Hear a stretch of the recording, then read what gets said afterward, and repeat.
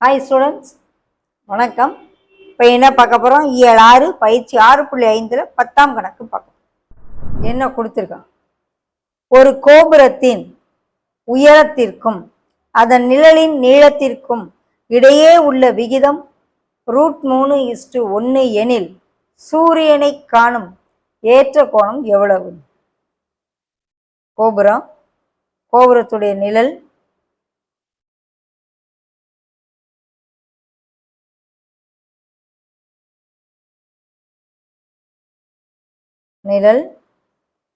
அப்ப சூரியனுடைய ஏற்ற கோணம் என்ன அர்த்தம்? என்ன ஏற்ற கோணத்துல பார்த்தா இந்த கோபுரத்தின் உயரமும் இந்த நிழலினுடைய நீளத்தினுடைய விகிதமும் √3:1 இருக்கும். அதாவது அவங்க என்ன கொடுத்துருக்காங்க?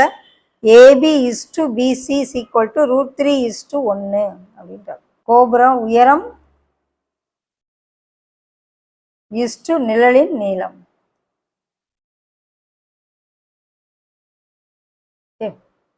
அப்ப இந்த இடத்துல தீட்டான்னு வச்சுக்கிறோம். இப்போ tan θ எதிர்பக்கம் பை அடுத்துள்ள பக்கம் AB √3:1 இது ஒன்று தானே. அப்போ எந்த வேல்யூவுக்கு tan θக்கு √3 வரும்? 60.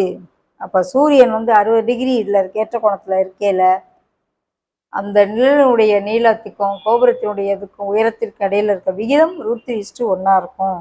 ஓகே.